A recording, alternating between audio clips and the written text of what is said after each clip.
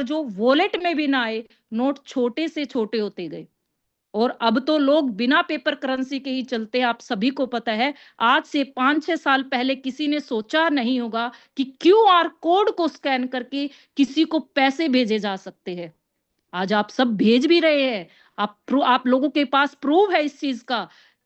Google पे use करते हैं, आप फ़ोन पे भी यूज़ करते हैं, पेटीएम यूज़ कर रहे हैं। आज हर दुकान नुक्कड़ पे आपको जो है क्यूआर स्कैन मिलेगा, जिससे आप ऑनलाइन जो है पैसे का लेन-देन आप कर रहे हैं।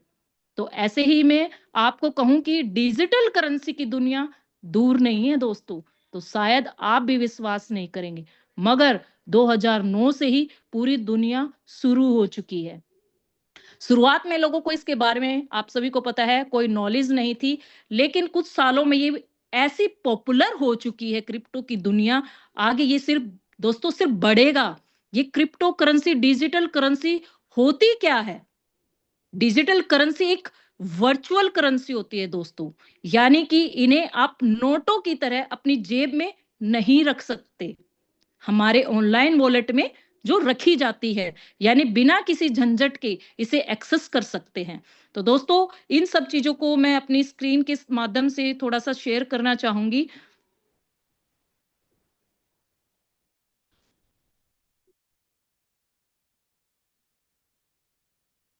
में हुआ था। आप जितने भी आज हमारे बीच में पुराने गेस्ट हैं, सभी को इस चीज़ का, क्योंकि डेली ज़ूम होती है, पता ही चल रहा है। और जो बहुत सारे ऐसे होंगे आज हमारे बीच में जो न्यू गेस्ट होंगे, तो उनको भी हम एक बार बताना चाहेंगे, क्योंकि नॉलेज जो है बहुत ज़रूरी है, कि क्योंकि जब आप मार्केट में उतरते हो, आपको हर एक चीज़ का पता होना चाहिए यहाँ पर। 2009 में दोस्तों क्रिप्टो स्टार्ट हुई, जब पहली क्रिप्टो करेंसी बिटकॉइन लॉन्च हुई। आज आप सभी को पता है कि एक बिटकॉइन की वैल्यू क्या है। आज एक बिटकॉइन $1 लाख प्लस जो है टच करके आज 70,000 के आसपास जो है अपने आप को ट्रेड कर रहा है, यानी कि 70 से 80 लाख रुपए के आज जो है एक बिटकॉइन की वैल्यू। अगर हम आज की वैल्यू को देखें, तो क्रिप्टो कैसे स्टार्ट हुआ? एक अननोन पर्सन का एक ग्रुप था, जिसमें सतोशी नाकामोतो ने बिटकॉइन बनाया। उनका क्या गोल था? बिना बैंक के पैसा भेजना, सेफ, फास्ट और ट्रांसपेरेंट सिस्टम बनाना। इसके लिए उन्होंने ब्लॉकचेन टेक्नोलॉजी यूज की। ठीक है, अब ये ब्लॉकचेन टेक्नोलॉजी होती क्या है दोस्तों?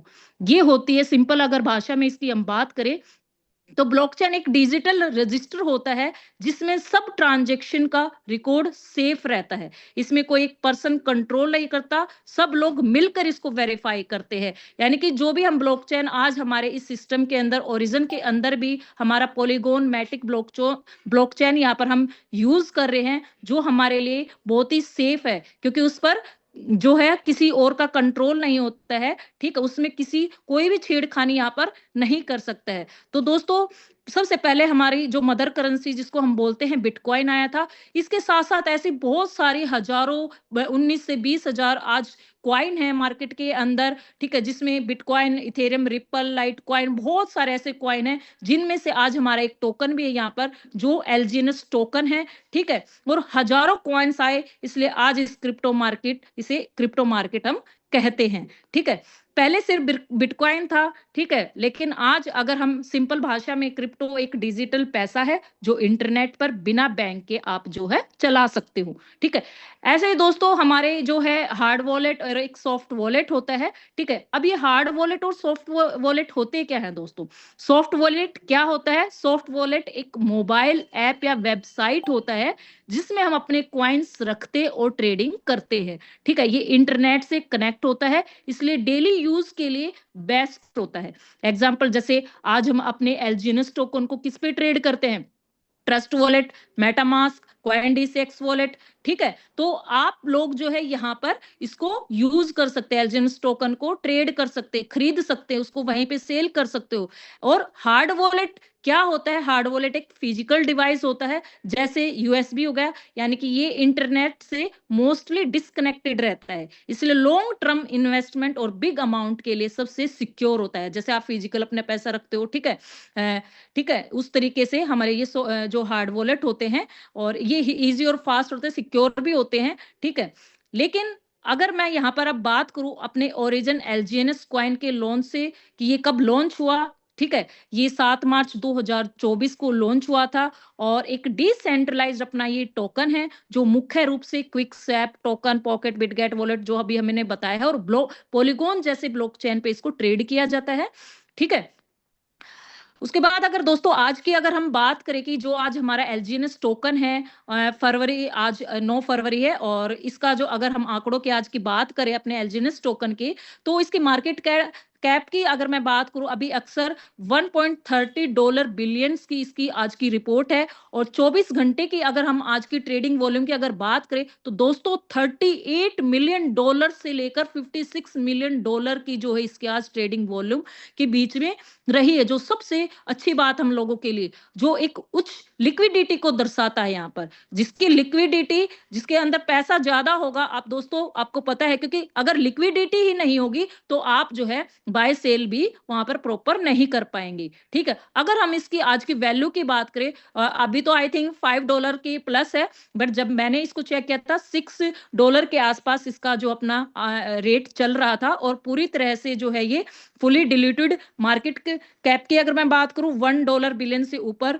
इसकी हो सकती है और अगर हम यहाँ पर आईएनआर में बात करें तो 560 रुपए के आसपास आज अपना एक एलजीएनएस टोकन चल रहा है जिसकी 24 घंटे की वॉल्यूम हमने बताई है 38 मिलियन से लेकर $56 मिलियन के आसपास इसकी है और टोटल अगर हम दोस्तों सप्लाई की बात करें तो 166 मिलियन की इसकी जो है टोटल सप्लाई है। आपको पता है कि सप्लाई एंड डिमांड का ही यहाँ पर खेल है, ठीक है? सप्लाई यानी कि जितनी सप्लाई होगी यानी कि सेलर ज़्यादा है, डिमांड जितनी हमारी यहाँ पर डिमांड आएगी, ठीक है? उतना ही उसका प्राइस यहाँ पर बढ़ेगा, ठीक है? अब हम बात करते हैं कि दोस्तों हमारा जो एलजीएनएस टोकन है यहाँ पर, वो किस पेयर में है? जो हमारा एलजीएनएस टोकन है दोस्तों, वो डाई के पेयर के साथ है, ठीक है?